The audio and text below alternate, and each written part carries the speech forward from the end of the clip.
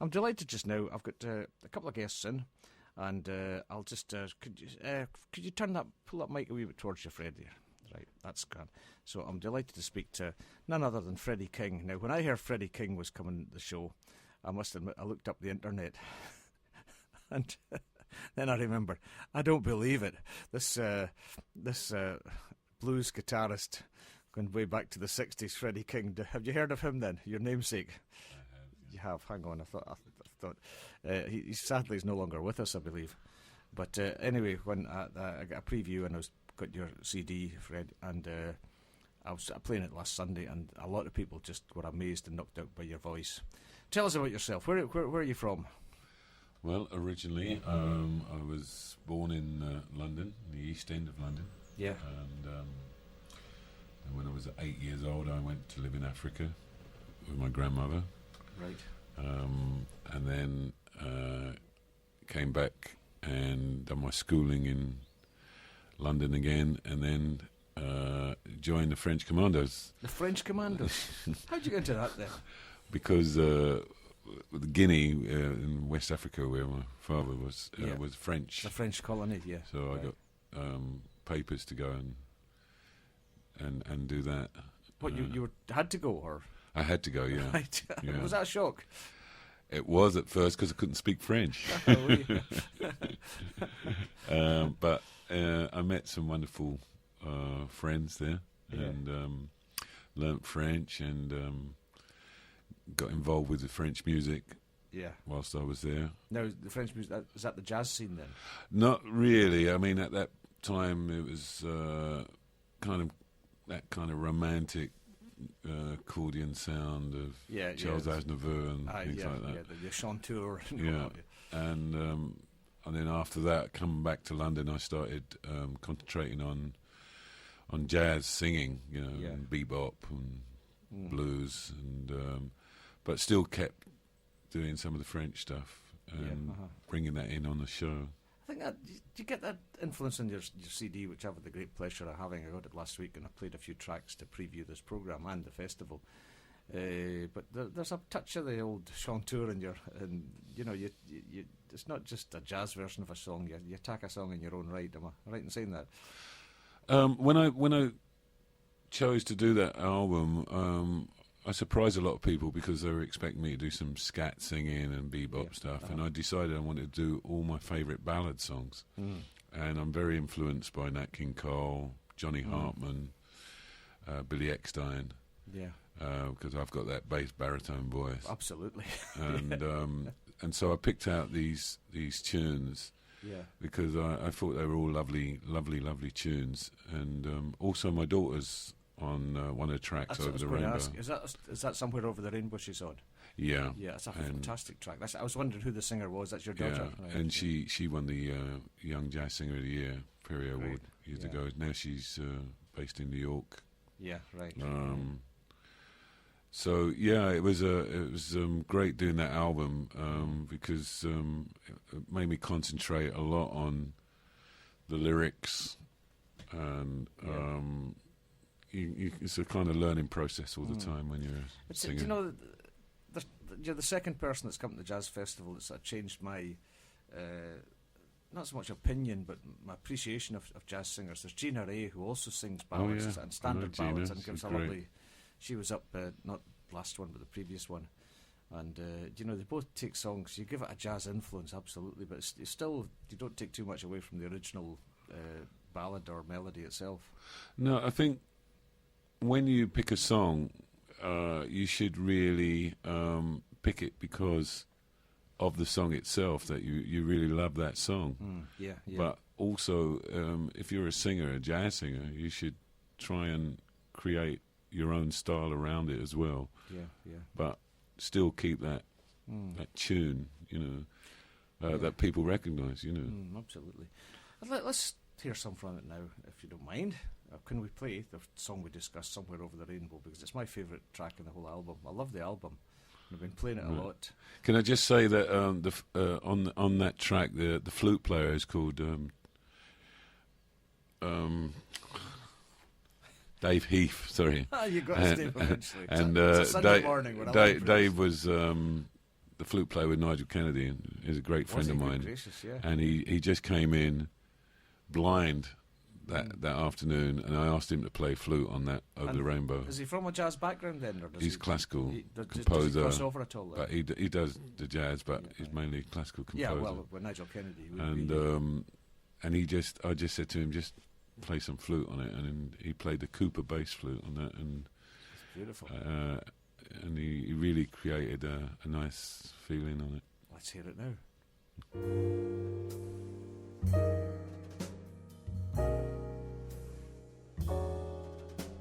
Somewhere over the rainbow, way up high, there's a land that I've heard of once in a lullaby.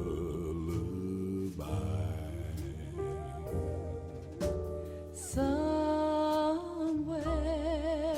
over the rainbow, skies are blue, and the dreams that you dare to dream really do come true. Someday I'll wish upon a star, wake up where the clouds are far behind me,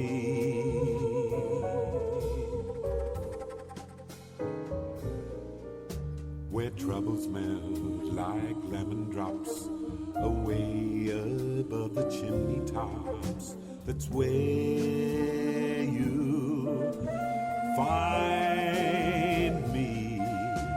Somewhere over the rainbow, bluebirds fly. Birds fly over the rainbow. Why? Then why can't I?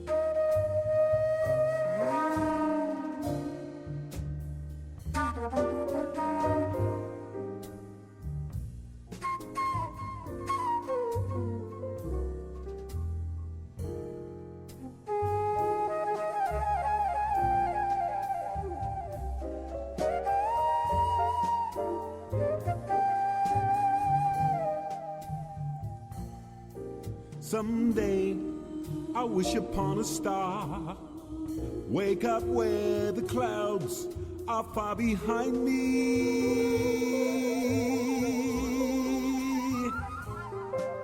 where troubles melt like lemon drops way above the chimney tops. That's where you'll find me.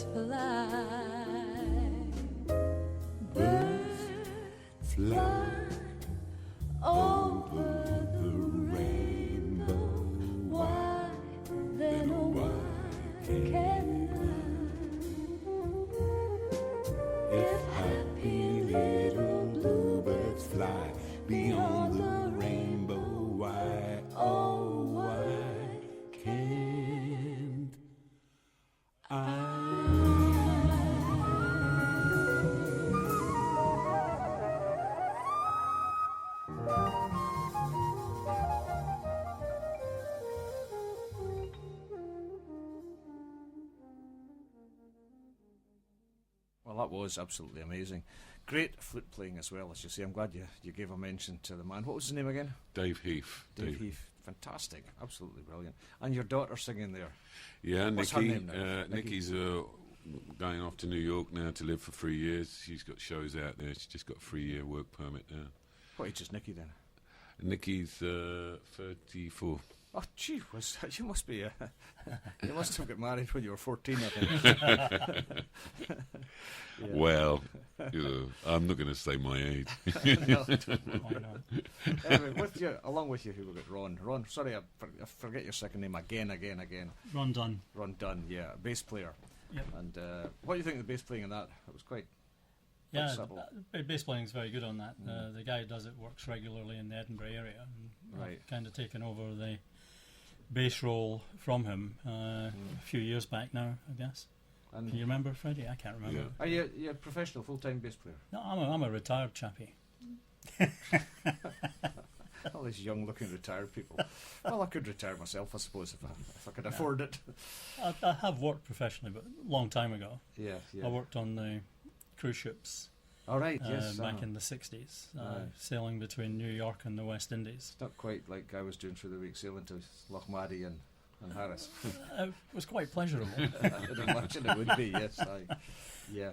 Did you? I mean, I think they're fascinating, these ships. I was quite a long time in the Merchant Navy and always involved in shipping, but I've never seen a big cruise ship. I've never been, aboard and looked around. But do you feel as if you're on board a boat when you're playing in a big crowd? Does it? Oh, well, you always know when you're on board a boat, especially if you're heading down past the east coast of the States on the way down to the West Indies in February. You got a few storms. Get a few storms, aye. Yeah. And even the best of stabilisers don't work. Yeah, we used to look forward to them because the punters couldn't stand it and they went to bed, so we got an early night. Yeah. And what's the atmosphere? I mean, aboard a boat, there must be masses of crew.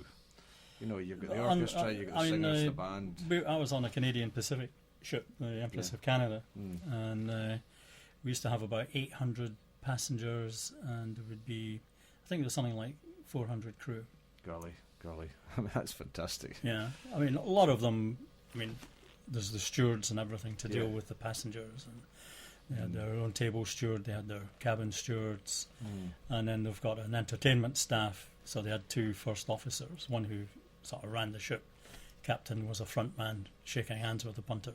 And the other one... And the other one went out and... The navigation, One did the navigation, the other one did the socialising at night, dancing with the single ladies and all that. It's a different world than what I used to be... a couple of times with VLCCs, very large cargo carriers or crude carriers, and massive big boats, and we had 15 of a crew. Yeah. 15. So... That's right. Less people to fall out with, I would think. Oh, you could always get lost on the boat. You could always disappear. What, on the big passenger boats? Yeah. Aye. There must be masses of that whole... It wasn't a particularly big boat by modern standards. It was about No. 30,000 tons. But we used to pass the Queen Mary and the Queen Elizabeth, and they were enormous. So you'd gone down up, they'd be coming out the Hudson, we'd be coming in. And you'd look up, and they were about 6 or 8 decks taller than us. The Queen Elizabeth passed us once when we were at sea. No, it wasn't. It was the United States, the one that tried to keep up with them and ruined our engines. It was the United States. That was their version of the Queen's. And it passed us, but we were going in the same direction. It was almost as if we weren't. I think we were doing something like 9 knots, and she was doing, 23 or something. It just skidded past us. Yeah. But all these big boats were in the harbour at one time, over that period when we were going into New York. It was really the tail end of the transatlantic passenger the whole era side before they were really moving on to almost permanent cruising. That's what they all seem to do now. There's a big business in cruising, yeah. But was that quite a good outlet for musicians then on these boats? It became a kind of tradition for jazz players to try and work on the boats and get to New York just to hear the American jazz players. Because at that time, 1963, we were still more or less recovering from the war. Yeah, of course. And we weren't all that far out of austerity. No. And but that was one way to get to the States and hear these guys play. That was an education So in itself. Was it New York? Was the main place where you saw the? Yeah, we were in New York. We were in New York every fortnight for 4 nights. Golly, yeah. And had nothing to do but go and listen. Be good. Yeah. Yeah, amazing. Now yourself, Freddie, what was your background in jazz? When did you start listening to jazz? When you were in Africa, did you listen to Well, I used to go for music lessons. My father used to send me music lessons, and then I had a friend whose dad owned a pub, and I was about 14, and I used to go to the pub and upstairs, and we used to just sit and play guitar and sing. But it turned out that this pub was one of the best jazz pubs in London. Right. And some of the great jazz players like Tubby Hayes, Joe Elliott, and Phil Seaman, all these wonderful, great British jazz players, all played on a Wednesday night. And I used to hear this music. I used to go downstairs, and they used to let me sit there and listen to them. Yeah. And there was this singer called Jimmy Hayden, who I'd never heard anyone scat sing before. Yeah. Now tell it for the sake of those uninitiated like myself. What's scat singing? Well, scat singing is using your voice like an instrument and not singing words, but like Louis Armstrong used to do, you know. So you know, something like that, you know. And you would get you to sing. But and I used to listen to this guy, and I just kind of was fascinated by it all, and I thought, I can do that, you know. So I used to go home, and I used to try and make all these funny sounds that this guy used to do. Well, you're right. You found out that you could do it. Yeah. Well, what I done, I used to get a tape recorder, and I used to run it backwards, you know, really fast. So and I was going, you know, and get all these kind of sounds, and then I would sort of practice and practice and practice and practice. And then I'll go back and listen to this guy again, you know, and I think, I could do better than that, you know. And then eventually I got talking to him, and he was such a lovely man, and he sort of encouraged me. That's good. And then he said to me, well, if you want to be a singer, you know, you have to go and learn a song and sing it properly. And then if I think you're okay, you can get up and sing a song. So my first song was Summertime. Yeah. You know, which every singer. Yeah, everyone sings Summertime, I suppose, And I got to sing with all these great players, you know. I was just a kid. And then eventually I went there every week, sat there, spoke to them all. They all got to like me, and then all encouraged me. And from there on, I just kind of decided I want to be a jazz singer. What age were you when this happened then? At 14. Yeah, great. Yeah. What an opportunity. And then from there on, after that, I kind of left jazz for a little while. I went into, I joined a reggae band, a Jamaican band. And, so I was with them for a couple of years, and I joined a punk band. You know, and I was with them for a couple of EMI and touring with them. Yeah. And then I went back to jazz because that was my love, you know. I really loved the songs of Nat King Cole, and you know, and I thought I want to prepare for myself for later on. Yeah, to do that sort of stuff, you know. And I mean, who doesn't like Nat King Cole? What voice, what a style. Well, my father, again,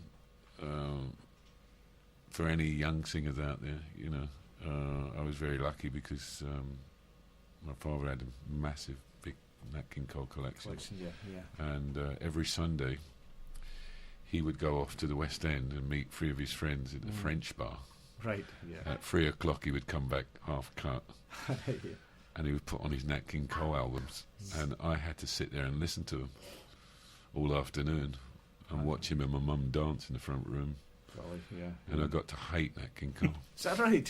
Because I thought, oh no, I've got to sit and listen to Nat King Cole again all day. You always dislike what your parents do. But you know, because I listened to him so much as a boy, I got to know all the melodies and all the songs. You absorbed it all, Yeah, so when I got older and I wanted to do Nat King Cole, I just said, oh, I know that one, I know that one, you know, When I Fall in Love, I know that one, you know. And so even now, you know, in the show that we're doing tonight, I do a little tribute to Nat King Cole. Give a plug. It's Dunvegan. What time?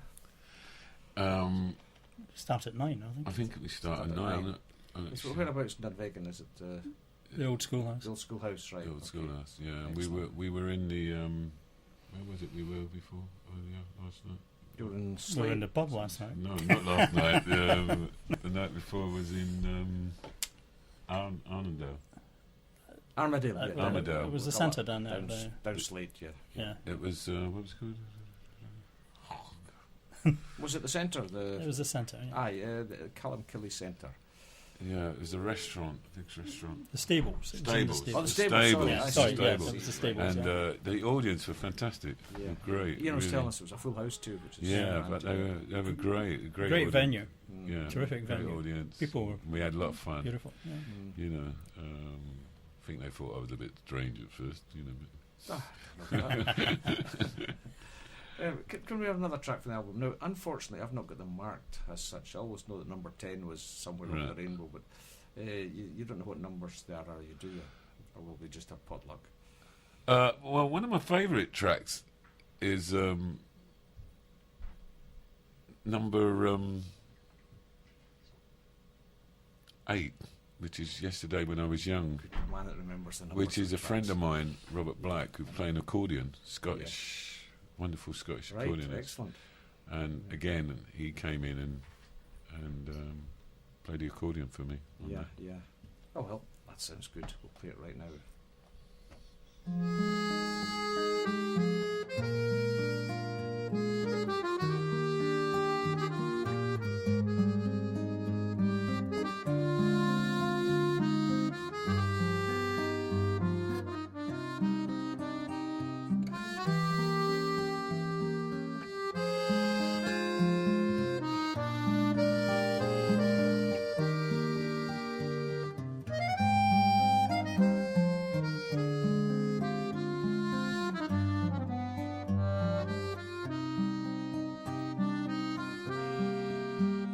Yesterday, when I was young, the taste of life was sweet as rain upon my tongue. Teased at life as if it were a foolish game, the way the evening breeze may tease a candle flame. A thousand dreams I dreamed, the splendid things I planned. I always build a lass on weak and shifting sand. I lived by night and shunned the naked light of day. And only now I see how the years ran away. Yesterday, when I was young, so many drinking songs were waiting to be sung. So many wayward pleasures lay in store for me. So much pain my dazzled eyes refused to see. I never stopped to think what life was all about. And every conversation I can now recall concerns itself with me and nothing else at all.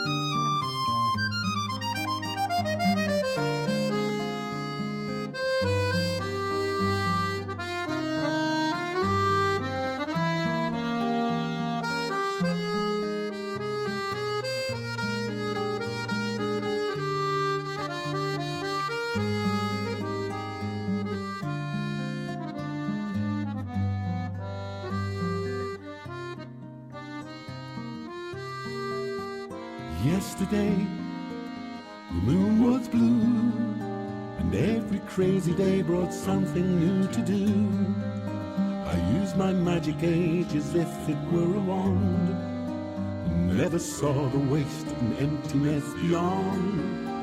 The game of love I played with arrogance and pride, and every flame I lit too quickly died.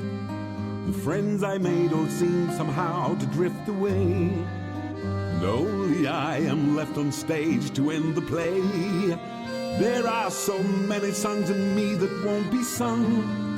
I feel the bitter taste of tears upon my tongue. The time has come for me to pay for yesterday when I was young.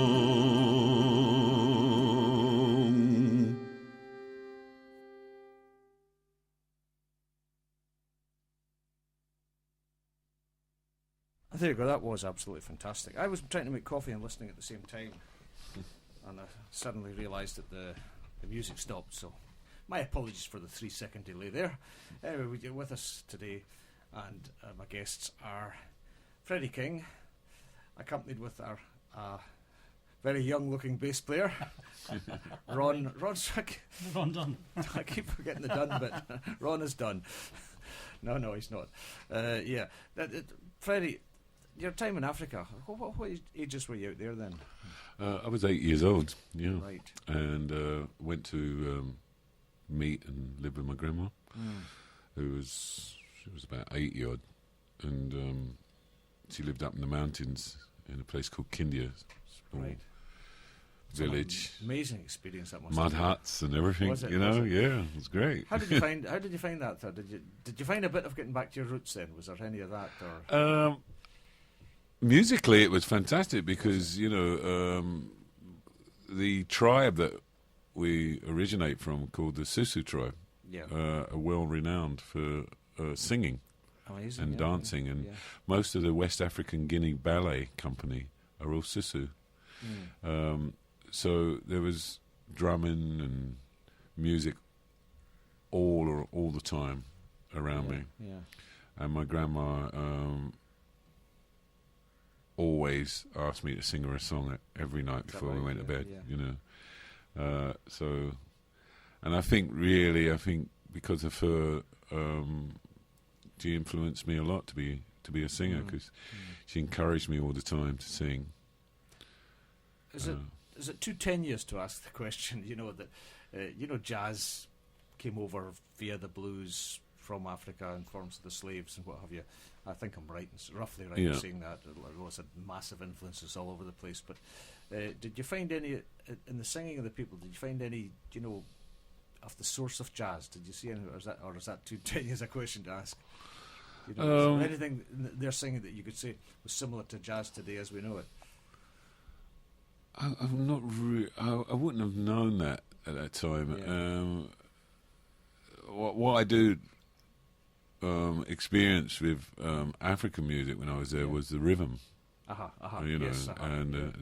timing and the rhythm. I've been very influenced by American. Yeah. As I got older, starting with people like Paul Robeson. Right, nice. What you call non-jazz singers, and then going through up to Louis Armstrong, right up to, like Nat King Cole, Billy Eckstine, and mainly bass, baritone singers, because I have that kind of voice. And I take a little bit from each one of them. I'm influenced by their diction, their timing, their sound. And I recommend any young people out there who want to be involved in jazz singing to listen to all these people and all these wonderful Ella Fitzgerald, her pitch Nancy was Wilson. absolutely perfect. Ella Fitzgerald, not a tiny fraction out of tune. I just loved the way she could hit a note. Yeah, well, the thing is, when you listen to singers like that, and you want to be a singer yourself, then you realise the standard that you've got to work to if you want to be taken seriously. Do you find it, going back on that and pitch and what have you, do you find it effortless to hit a note dead on? or sometimes is there a high note or other? Well, kind of you know, get a bit frightened when you're singing a song. a friend of mine once said to me that, you know, when you hit a bad note, you can hear it in Glasgow. You've got a lovely loud voice, I suppose so. Yeah. But I'm very lucky because I can turn my notes. So if somebody's playing a chord and I hit the wrong note, I just kind of turn it, turn it round, and say, "Oh, wow! How did he do that?" You know, but I've actually made a mistake. You know, I've seen that happen, and I always thought it was done on purpose. Yeah, maybe it's not after all, but but I always make impresses me when this happens. I always make that excuse. You know, somebody says, "Oh, by the way, that was a dodgy note you sang there." I said, "Jazz." Jazz. Right. Ron, how did you get into jazz? Apart from the Ferries, how did you first get into jazz? You know, were you in you mentioned '63? You were playing. Were you? There was a huge, big, what they called the trad jazz scene in Scotland at the time. Were you part of that at all? Not really. I kind of got into jazz via my two brothers, who were into the music. That was around about 55, 56. And my eldest brother in particular was very fond of a guy called Jerry Mulligan, who was an extraordinarily good baritone saxophone player. Yeah. And I actually saw him in Edinburgh in 1957, and that was me. I was stone cold. I was hooked. That was it. Yes, that was it. That's what I enjoyed doing. And when I was at school, we got a visit from. We used to do these exchanges, the teacher exchange, and we had a guy from Chicago who was a square dance caller, and he organised this concert for the school at the end of summer term. Right. And he was going to do square dancing, and they had a band, but they didn't have a bass player. Yeah. And there was a bass in the school, and I said, "Oh, I'll do it," and that was really the start. 2 notes. 2 notes. Fantastic. Yes. Aye. And it just sort of went on from there, and it just. I got into the music scene, and I liked the people I met. I liked the humour. I liked the sort of camaraderie which went on. Yeah. And there was a big trad scene at the time. I mean, all these guys were floating around. Kenny Ball and all these guys. Did Nair the 2 mix? Oh no! It's I I think the first band I played with was a band called the Nova Scotians, and they were not Nova Scotians. They played at the time. It was a guy, Jack Duff, had a band with another guy, Kenny Ramage, and they were looking for a bass player. Right. And I met Kenny one day. We'd been at school together, and I said, "Oh, I'm playing bass now." I said, "Oh, I need a bass player. Come along." It was absolutely bloody hopeless. It was. Yeah. I take it as the double bass you're playing. Oh yeah, now. yeah. It was prompting me to ask. Did you ever play, bass guitar? I played bass. I used to have a bass guitar, and I played bass guitar. I once played in a rock band for my sins. Right. So with punk bands and rock bands, great background you guys have. But my preference has always been for the jazz, the upright bass. Yeah. Yeah. It's got much. It's like an acoustic guitar and a rock guitar. What you call the other guitars? Hi. They're completely individual, guitar, the instruments. And I'm really lucky because I've got a very old instrument, and it's a beautiful. It's not much to look at, but the sound is it's a great sound, and you can play it acoustically, and it just sings. And of course, you're a great player, man. Yeah, right. There you go. Yes, aye. Who are the great jazz bass players then? Well, you can go back through the years, and you can go back to Louis Armstrong, and you had guys like Pop Foster played with him. Yeah. Was that the Kadori band then? Or? I can't remember. He was the guy at the time who was playing, and then it started to move on. The bass role has changed quite considerably.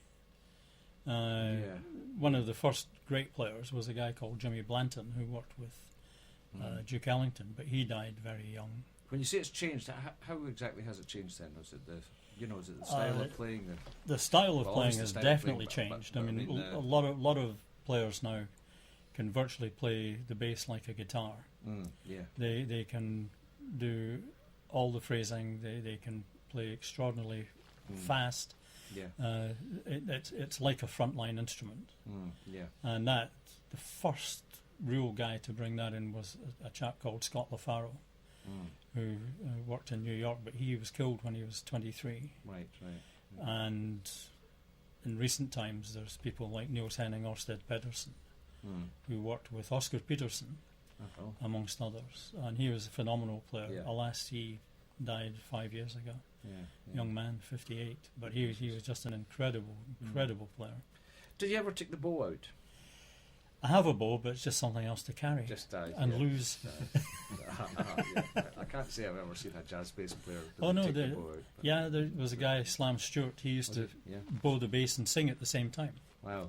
There's many recordings of him doing that. He was excellent. Are there any?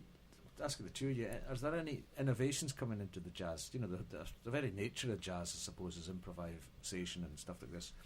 So is there anything that's come in the last, say, 10 years or so that's not been there previously? Vocally, people like Bobby McFerrin, who wonderful jazz singer who does things with his voice and does solo concerts. He's come to the forefront now after years and years and years of, you know, doing what he done and now being accepted and going around the world now doing big concerts, and he's a phenomenal singer. He uses his voice like an instrument. And I think in general, you know, jazz singing. I kind of miss the 40s and 50s and 60s jazz singers, you know. Yes.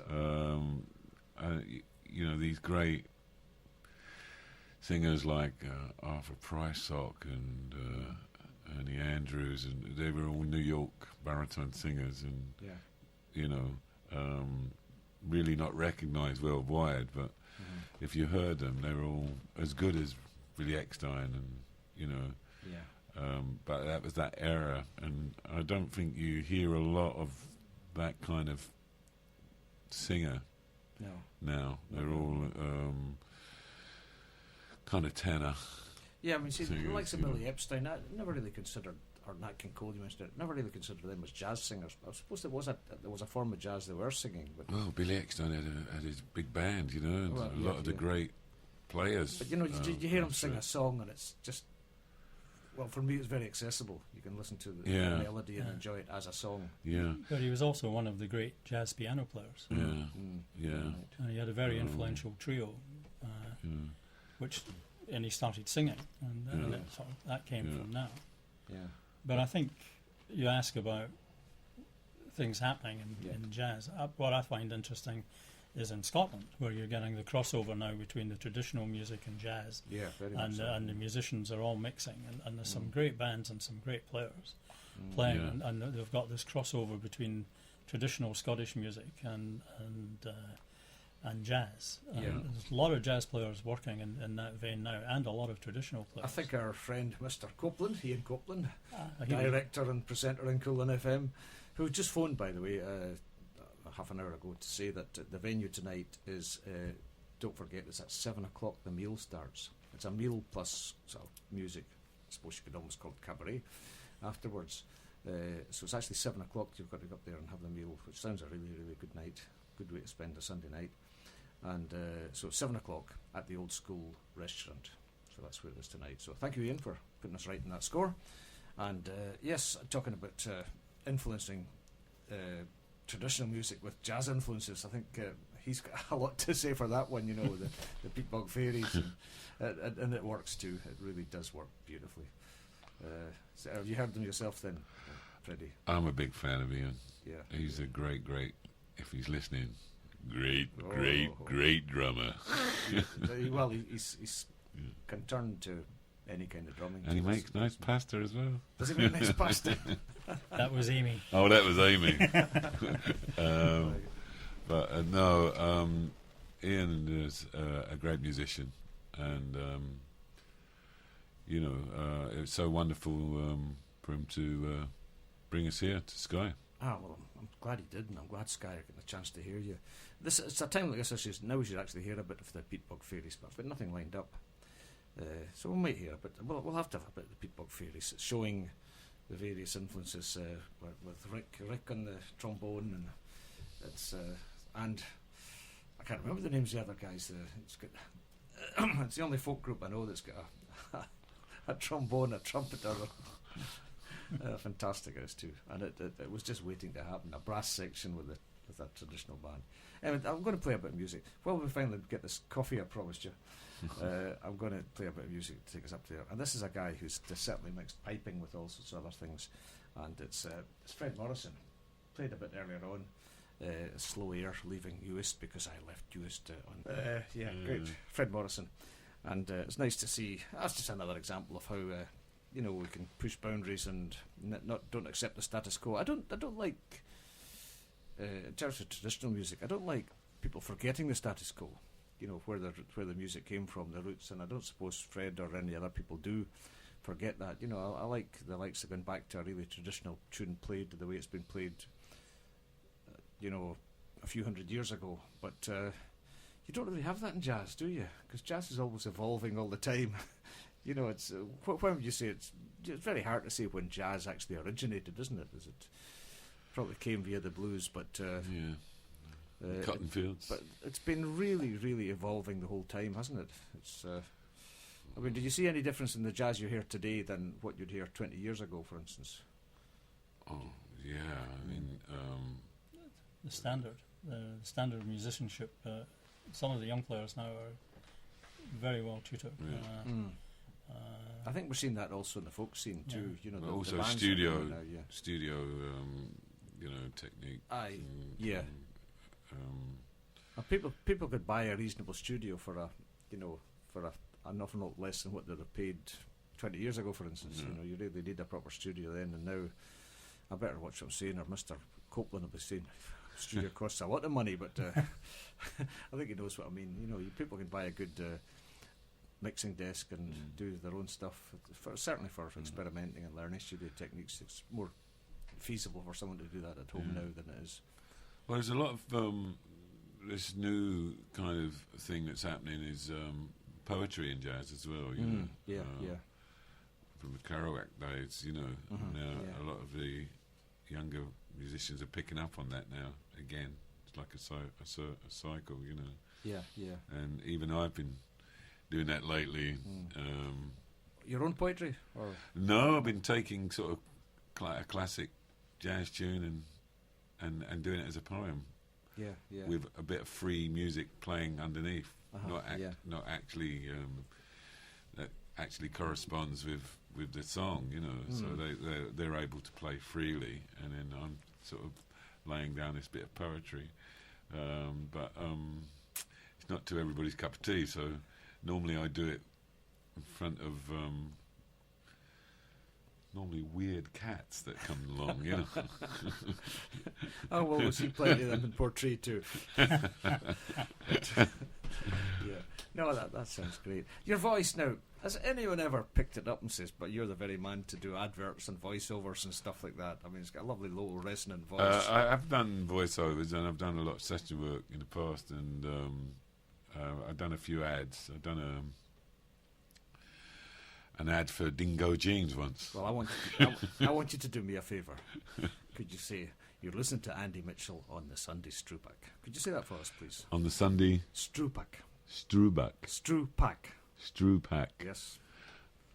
Come on, say it to me. Okay, ladies and gentlemen, you're listening to Andy Mitchell on the Sunday Strupak. That's going to be lifted off. Get yourself down to my gig tonight and enjoy the jazz. Oh, that's going to be lifted off. Yeah, there you are. You've heard it. A live jingle in the making there. Yes, excellent. What a voice. Where did you get that voice from? Was it your mother or your father that had the singing qualities? Well, they're both. My mother's from the Ukraine, by the way. Right, you said that. Ukraine, so she had this strong Ukrainian voice, and he was African. So when they had an argument, it was kind of Russian and African being shouted across the room. That's why I became a scat singer, I think. What was your father's first language then? French. It was French, being a colony out there. But they have 3 tribes in Guinea: the Susu, Malinki, Fulani, and he was a Susu. So he spoke Susu. Two And languages. he spoke German and English as well. You know. Gracious, yeah, amazing. Yeah. Now Ukraine, I've Odessa. been to Poland once. Yeah. Well, Odessa, it's where she was on the Black In Sea. the Black Sea, yeah. I was in Poland once, and there were Ukrainian bands playing it. I was actually part of with a group of musicians, which is unusual. I was out in this gig in Poland, and I say there was an international festival, and we had a Ukrainian choir there. Right. And they've got an amazing way of singing. You know, they almost shout, but they shout in tune. Is that typical, or? Well, I've not really listened to a lot of Ukrainian. I mean, I'm very much into Mongolian singing. Oh, that's and Arabic singing. Again, it's that mouth music, the Mongolian. Well, Mongolian is they do deep bang. It's incredible. that kind of sound. I've heard some of that. It's just and Arabic singing, I like, you know. Yeah, because they have that wonderful, you know, all over the place. Yeah. There's all these different kind of types of voices that as a singer you kind of listen to all these voices from all over the world. South African, where they do the and you kind of take that all in and you put it all into a little pot and mix it all together and you come out with your own. We had I shouldn't call her South African. She was from Lesotho, a princess from Lesotho. Just came into the studio once. A good friend of mine, Fiona Mackenzie, says, "I've got an African princess coming to see you." And I thought she was taking the mickey. This stunningly beautiful lady came and she spent the night with us, and she came into the studio, and I recorded one of the best programmes, apart from this one, of course, that I've ever done. And she was so fascinating. But she had that language. She had spoke 5 different languages, but one of them was the one with the clicks. Yeah, the click. And a couple of songs she did. She gave me a couple of her albums, and I play them regularly. And it's CD La Loco, in case anyone's interested. Right. Spelt C-I-D-I, or is it S-I-D-I? Can't remember. CD. No, T-S-I-D-I. There you are. If you look up the internet, T-S-I-D-I, you'll find her, and I've certainly got a couple of her albums, and she's fascinating. But the way she sat, you reminded me when you started that click noises, and she was very much proud to not be a South African, but be a Lesothian. It's one of the landlocked countries within South Africa. But fascinating it is too that I mean, what the human voice is capable of is just incredible, isn't it? It's wonderful. I mean, just a couple of weeks ago, I played with a couple of Chileans in Edinburgh for the. It was a benefit for the Indians in Chile. Right. Yes. So we were on hunger strike. Are they? But they're off now. Yeah. And a couple of Chilean friends of mine, who are wonderful musicians, asked me to come along and perform with them. And Carlos Arredondo, he's got this amazing high register voice. Right. And when I heard him singing, I just, wow, this kind of... and between the two of us, with my low and his high, it was sang great. Together, did you? It was great, and you can never, you can never tell, well, when somebody starts singing, you just kind of, you don't know whether they're going to be a baritone, you don't know whether they're going to sing high, Yeah, I mean, looks are not always the indication of what a person's voice is going to be like. Sometimes you get a big, huge guy and you expect a very low voice, and that's right, a very high voice, and vice versa. Yeah. But how about bass players? You always imagine a bass player having a very strong back. Is that the case, Ron? Well, I've got to carry Freddie all the time. Yeah. No, any bass players out there need a gig? Is it physically sort of challenging to play the bass then all night? Yes, and it's getting more challenging. Yeah. Yeah, I mean, it's a physical instrument, and you're standing in an unusual position most of the night with your left hand above your head and your right hand down by your waist, And as you say, now they're using it as a sort of frontline instrument, and that must be much more physically challenging too, as well as musically challenging. I mean, it's obviously very musically challenging, but big gaps between amplification has helped them to do that. And you get some of the bass players now can actually play melodies with both hands at the same time, How do you do both hands then? They can pick a melody with the left hand and do the same with the right hand. So the note you normally press down with your left hand, Yeah. you press it down, you pluck with the right hand, you get the note. But these guys, they got it amplified, and they can do this on guitar as well. They can pick melodies with the one hand and do the same with the right. And some people can now do that on bass. Yeah, I actually like hammer off or something like that. They call it. Yeah, I mean, if you hit a note with your left hand on the bass, you can hear the note. You can hear the note, yeah. But I mean, with the pickups and the amplification now, they've advanced that, so they can do quite this. loud. Yeah.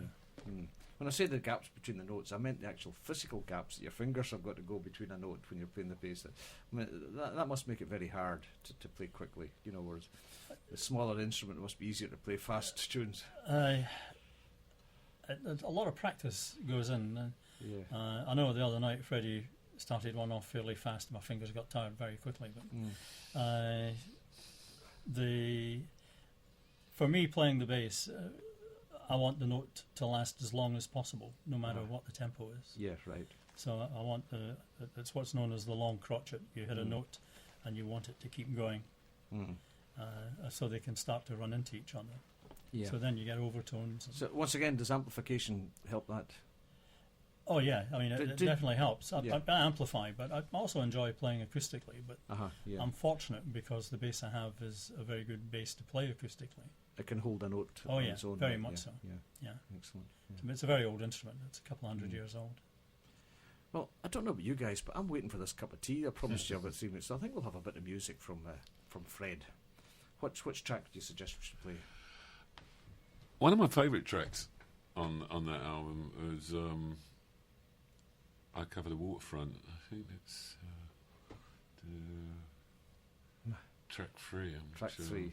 I won't be too sure. We'll give it a wee preview, and if it is, tell us about the song anyway.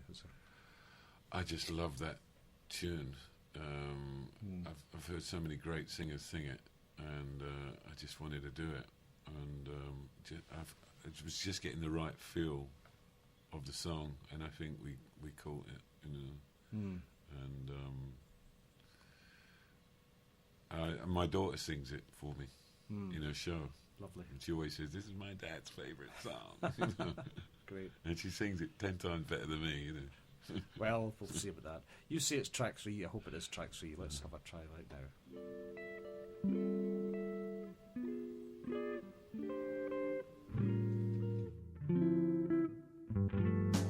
The touch of your lips upon my brow. We'll try again. Well, we'll try again then. It wasn't track 3. I Cover the Waterfront, track 4. I think it's track 4 then. There's a gentleman coming in who knows. It's Lachlan, who's a guitarist. Hi, Lachlan. We'll talk to you in a minute. Track 4. We'll try track 4 this time.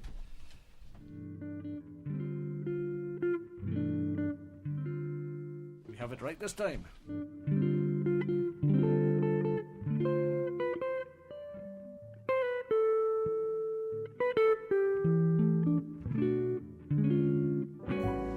I cover the waterfront.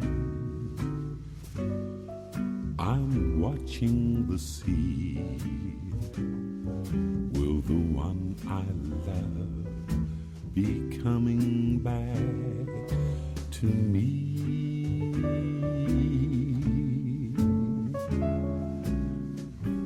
I cover the waterfront in search of my love, and I'm covered by a starlit sky above.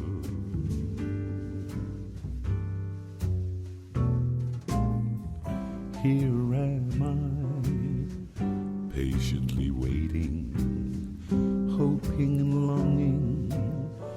Oh, how I yearn. Where are you? Have you thought back time?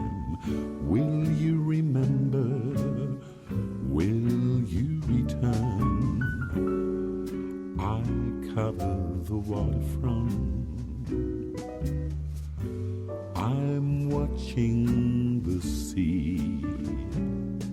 Will the one I love be coming back to me?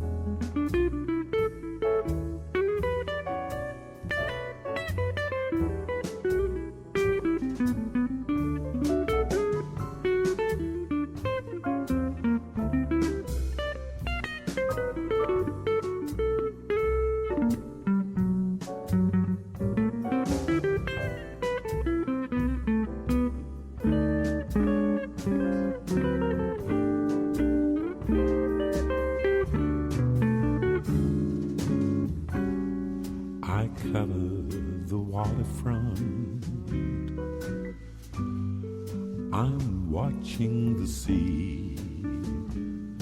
Will the one I love be coming back to me?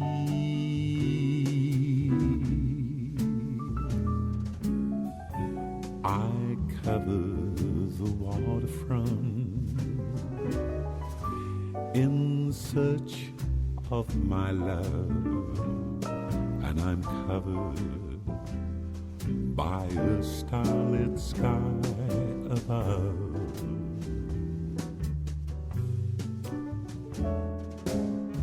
Here am I, patiently waiting, hoping and longing. Oh, how are you? Where are you? Have you thought back time? Will you remember? Will you return? I cover the waterfront. I'm watching the sea. Will the one I love be coming back to me?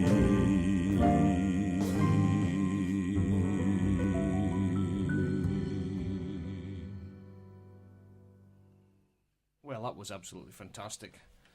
Beautiful, beautiful tune there, and beautiful song there, and beautifully performed. But it's quite fortuitous and good synchronicity, because as the guitar solo started off with beautiful guitar playing, who walked in but the guitarist himself, and we've got him right in the studio, the very guitarist.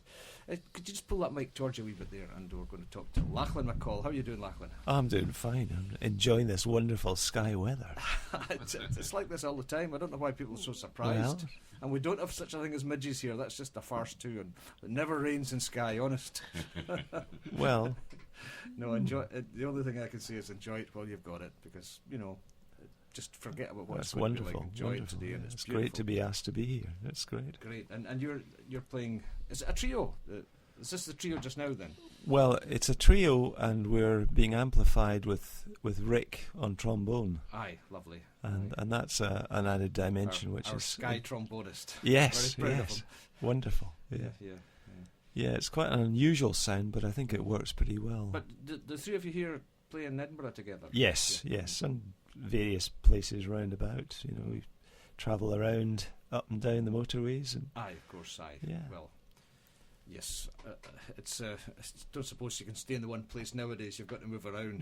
yeah, As Freddie was saying, you know, he's got to go down to London for gigs. Are you? Yes. The three of you are in that situation, are you? Well, we go down occasionally to London, and we possibly it's difficult with the bass going down there, but the guitar can easily get on the train. It's no bother for 4.5 hours from Edinburgh. It's no problem. That's not so bad, I suppose, is it? How about guitar? Where did you start playing the guitar? What type of guitar did you start playing? Well, I've always been interested in jazz. I heard Django Reinhardt when I was 10. My brother brought home a record. No, that's something else. And you can't get much better than that to start off with. And I was immediately, my head was turned by that. And so I was in that wonderful generation in a sense musically, because you could listen to all this burgeoning rock and all that kind of thing, all the American music, and then the British beat music was starting up. But there was also the great jazz of the American 50s, the classic Miles Davis stuff coming through. So there was a very rich background of music to draw from, really, to get involved in. So were you post the trad scene that happened in Scotland in the early 60s? Probably just the end of that, yes. So I mean, it wasn't a banjo you picked up, it was a guitar. No, guitar. I always was attracted to the guitar. And funnily enough, we just had a kind of rerun of a band I was in the 60s. We realised that we were all still playing, and we all got together and did a gig in the Edinburgh Jazz Festival this year. And that worked fairly well, considering it's sort of 40 years later. Wow. With one day's rehearsal, it was fine.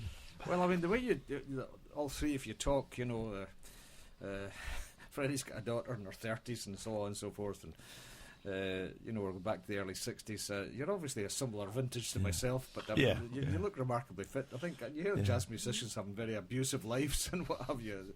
Is that a fallacy then? Well, I think the ones that are still around probably have looked after themselves a bit better, or are extremely lucky. But I mean, in my life, I was teaching quite a lot of the time, so I couldn't do that, basically. I just had to behave myself. Had to get up and teach people the next day. So you had to be professional. And luckily I, I've been able to stick with it and keep relatively fit.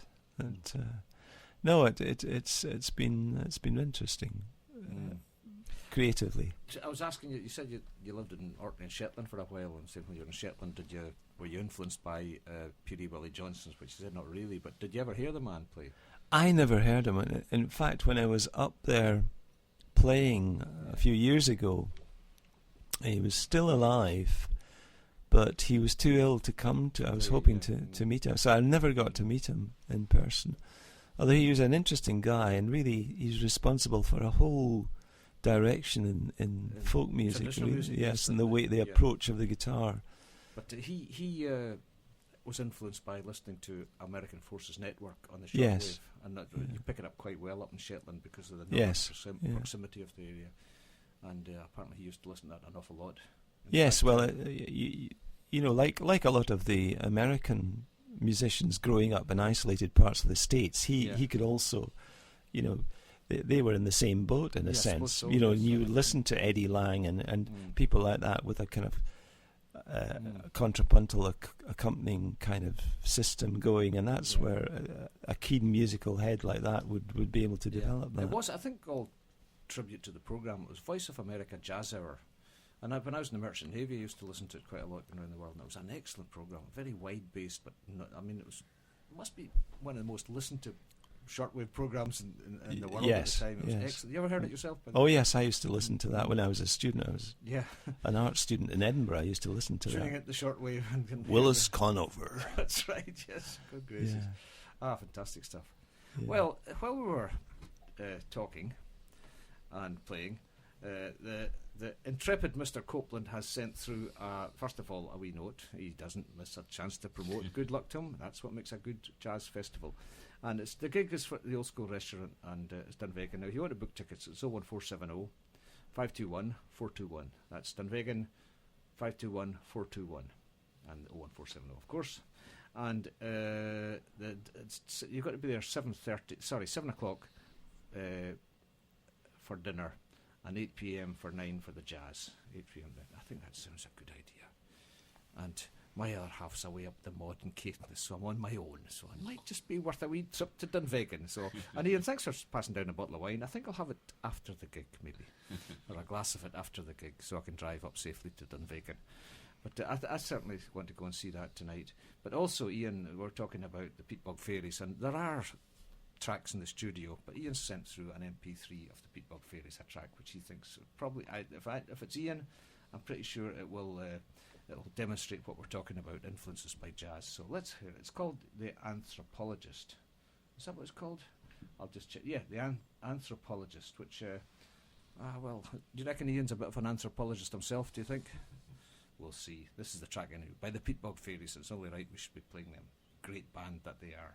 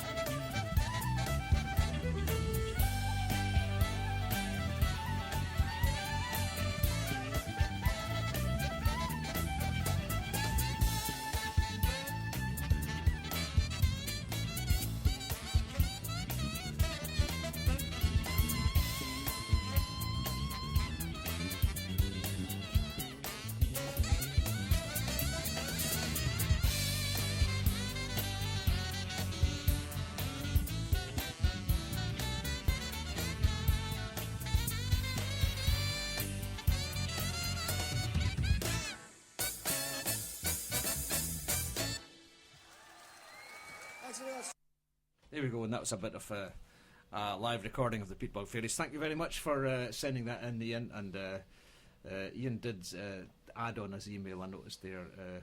First of all, he said go to the website, www.skyjazzfestival, all one word, skyjazzfestival.com. So you can't miss it. It's great. I just looked up Skye Jazz Festival, wrote it in Google, and it came up right away the other night when I was looking to check where gigs were. So it's not a big problem. You'll find it, no bother at all. You get all the details, and I think it's tonight. It's Dunvegan where it's all at, and it's definitely worthwhile going. Buy your tickets for goodness sake. That's brilliant. Emil, I think you might even be sitting with me if you go up there. And of course, and Ian, of course, there's always a wee bar there. Just like the fish, they catch you. And he says, the guitars that aren't acoustic are called electric. Yes, Ian, sometimes on a Sunday morning, well, Sunday afternoon now, I do forget things and what have you, simple things. So, just like the time, Ian, when you were doing the programme and I was listening in Tasmania, and I had to tell you to put that girl's mic up all the way from Tasmania. Yes, getting our own back here, aren't we? Anyway, I'm sitting around here with a fantastic group of musicians, all three of them. Well, one of them's departed. He's outside making a phone call just now. But I've got Freddie White, and I've got Lachlan MacColl. And now, how long have you been playing together, the three of you? Is it on and off for a situation? Or we've been playing since 1989. Good gracious. Yeah.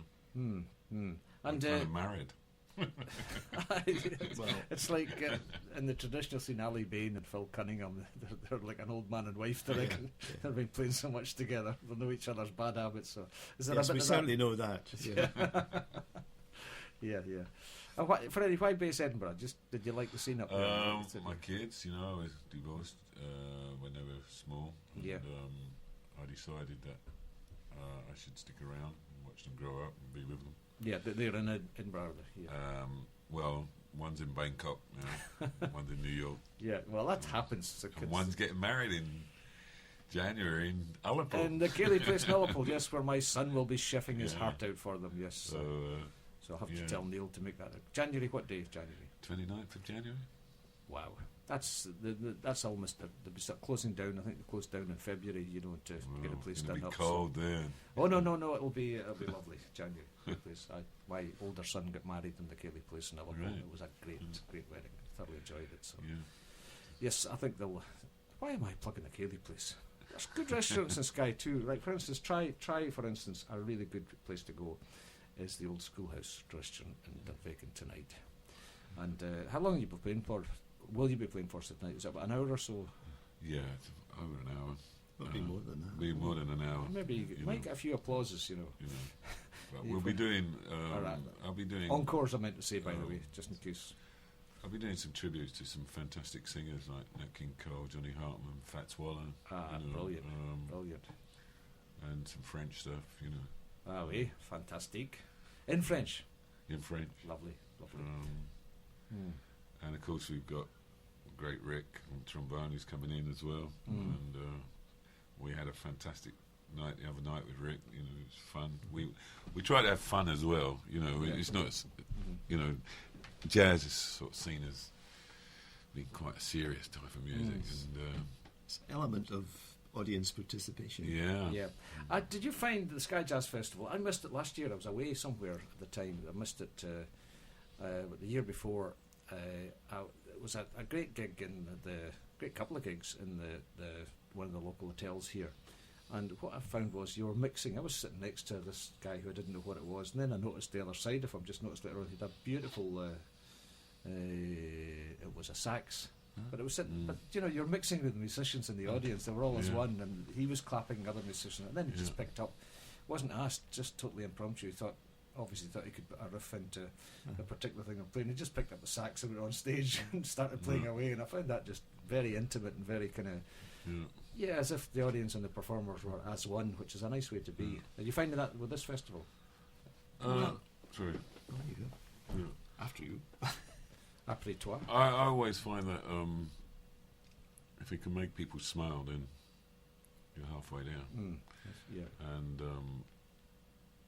I try to make people smile. And bring them in, make them feel part of what's going on. And, various ways of communicating. Yeah, and I like to get them singing as well. I was going to say, Lachlan said audience participation. How did you mean that by getting them joining in then? Well, we want to keep wraps on some aspects of that. Some of the audience might not be the best of singers. No. Yeah, but Freddie gets things going. Yeah, right. Interestingly, and everybody enjoys it. Yeah. I think you have to approach it in the sense that we're all there that evening. Yeah. Have a great time, have fun, and there's a lot of people out there who like to sing. Oh yeah. And when they go and see a singer, you can see them singing along as well. With it, And they feel, oh, I wish I could be singing up there. I wish I could be singing up there. And I get that feeling from them. And normally by the end of the show, I know they want to sing. Yeah. So I pick out a tune that they can all sing. Yeah, get a good old standard. And they're all singing really loud. And then I go around listening to them all and I say, oh, yeah, you're too good. I don't want you to sing that. You're going to upstage me, But no, it's... I think you've got to, with jazz, it's got this reputation of being quite a serious sort of kind of music, and if you can bring a little humour and a little bit of fun into it, a lot more people are going to listen to it. Absolutely. So we'll have a bit of fun tonight. Yeah. Let's have a bit of music. From your album again, we're featuring the album. I think we've almost played in its entirety, which I have no apologies for at all. I've got a voice. Now, you have a wee bit of story about a very, very prominent musician that came over to record this track. Well, I was in New York about 6 years ago. I went over there, and I was having lessons with Mark Soskin, who is Sonny Rollins' pianist. And one night I went into a club and I heard these amazing musicians playing, and I didn't know who they were, but I just took a chance, and in the break, the bass player was a black guy. Yeah. And I just said to him, "Oh, hi, I'm a jazz singer, man, from Scotland, and he said, "Oh, right." And I said, "What's the chance of me getting up and doing a number?" And he said, "Well, I'm not the band leader. That's the band leader there." And he brought him over, and this guy turned out to be Frank Porosky, who's been with Liza Minnelli for 30 years. Good gracious, yeah. Played with Woody Herman, Billy Eckstine, Sarah Vaughan, everybody, Buddy Rich. Yeah. And they let me up, and they kept me up. They kept you up, excellent. And then eventually, cut a long story short, I ended up going back to New York, staying with Frank, and playing with him, and then I brought him to Scotland. Right. And he'd just gone back after we'd done a big show in the Jazz Festival. He'd done all the arrangements. And he flew over to do this track on my album called Lush Life. And he plays the tenor solo on it. Excellent. So this is called Lush Life. Let's have it now.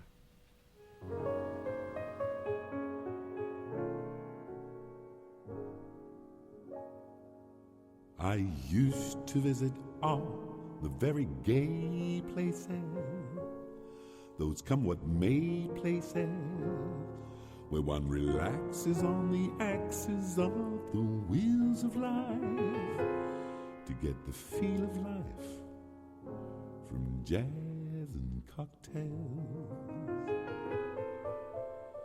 The girls I knew had sad and sullen grey faces with distant gay traces that used to be there. You could see where they've been washed away by too many through the day 12 o'clock tales. Then you came along with your siren song to tempt me to madness. I thought for a while that your pointed smile would tinge with the sadness of a great love for me. Ah, yes, I was wrong. Again, I was wrong.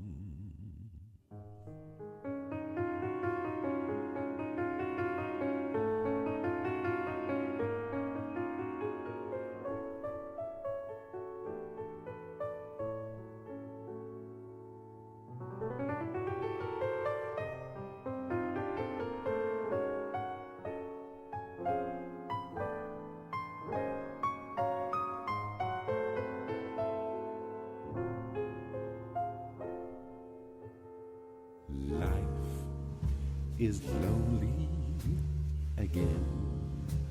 And only last year, everything seemed so real. Now life is awful again.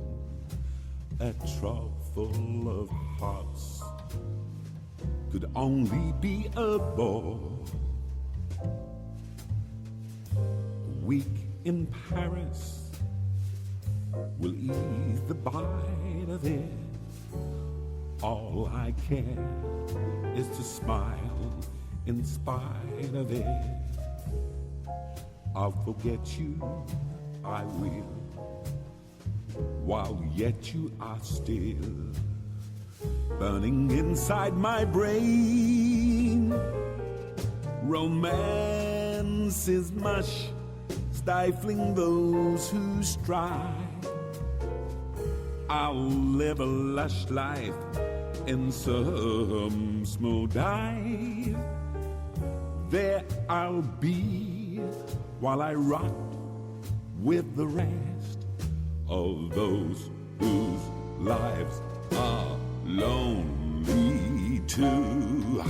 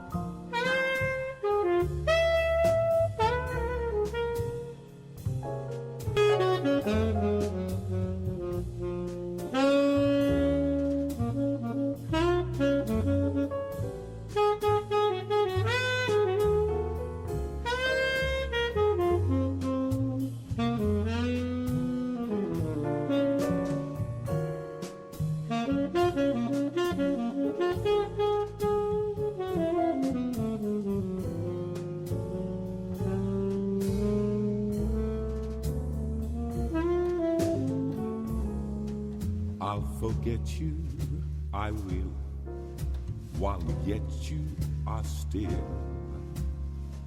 burning inside my brain.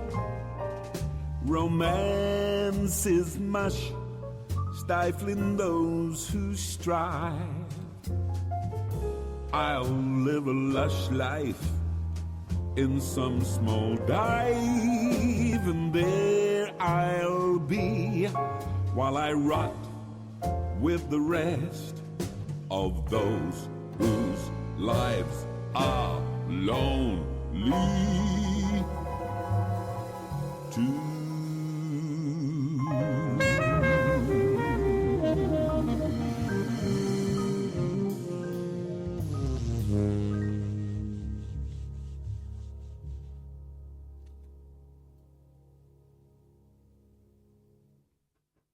That is absolutely stunning, absolutely amazing. I was blown out with that.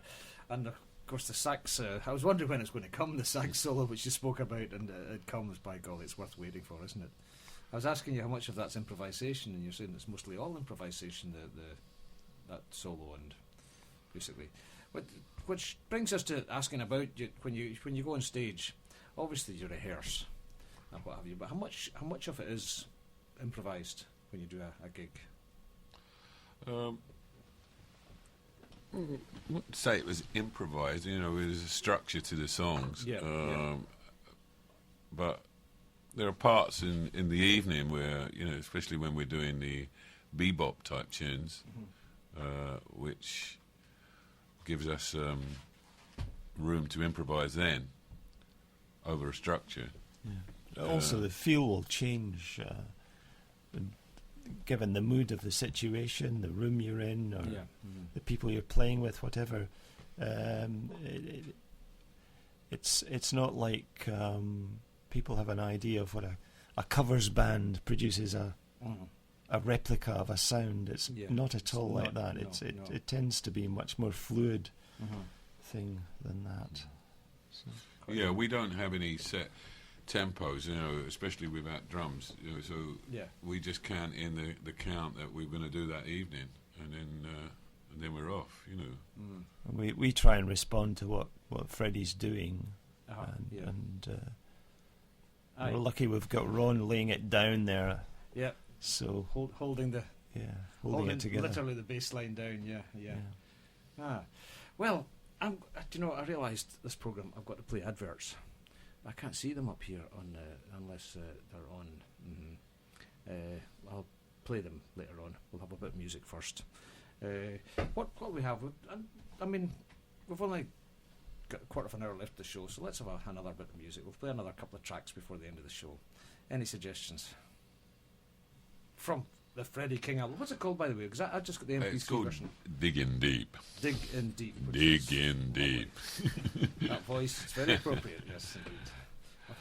I think you found that somewhere in darkest Africa, that low voice there. Dig In Deep, yeah. Wow. But there is one track there which is a very low voice that I use. Let's hear it then. Called Solitude. That's... track 8, I think. Right. Yeah, track 8. Consensus has it that it's track 8 here, so we'll have a go at that then. And the piano player's using, what do they call those small keyboard things? Electric guitars. No, that's the equivalent on the solo. there. A melodica. A melodica. A melodica, lovely. For the solo. Yeah, all right. I'm looking forward to this already. Here we go.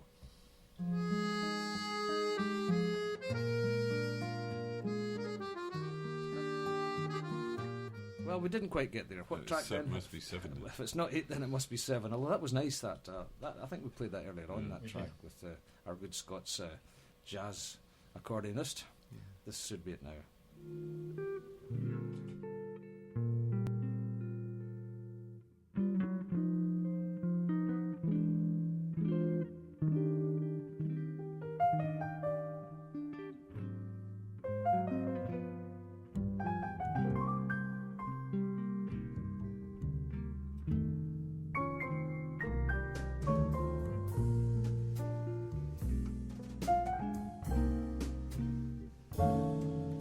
In my solitude, you haunt me with memories of days gone by.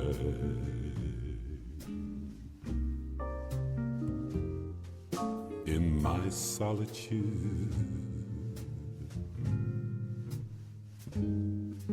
you taunt me with memories that never die.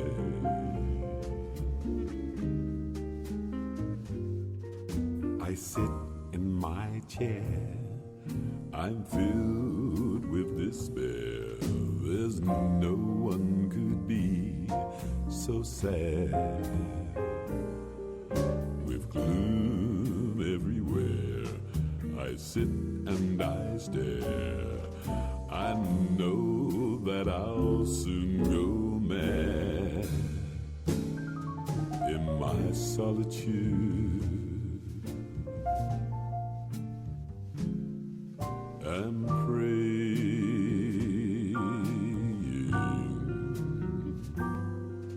dear Lord above, bring back my love.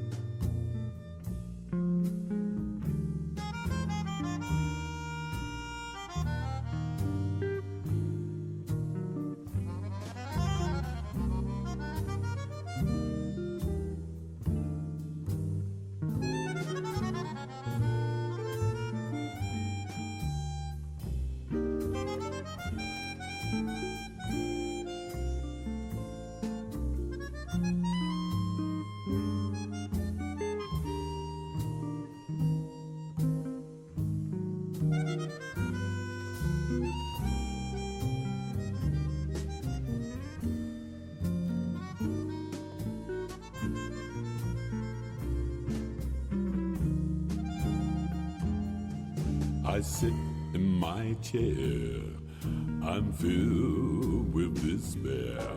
There's no one could be so sad.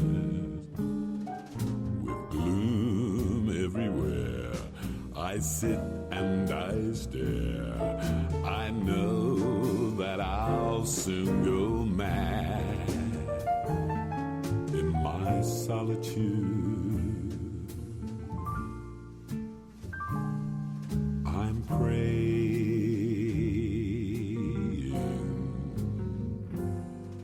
dear Lord above, bring back my love.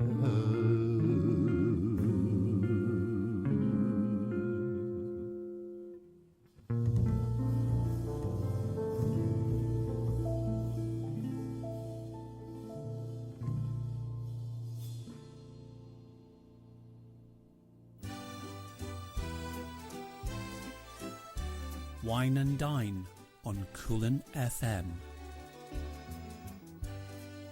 If you would like to be included in our Wine and Dine section, please email Drew on drew@coolinfm.co.uk for our media pack full of great competitive rates, radio ads that have a positive impact. The Bosville Hotel, where quality is guaranteed every time. The award-winning Chandlery restaurant has a stunning new menu created by Chef John Kelly and his team, based on the freshest of local produce from the Isle of Skye and Highlands of Scotland. Take advantage of our fabulous lunch offer, just $5.95 for 2 courses and $7.95 for 3 courses, and look out for regular entertainment in our merchant bar. Telephone 01478 612 846 or check out the website on www.bosvillehotel.com.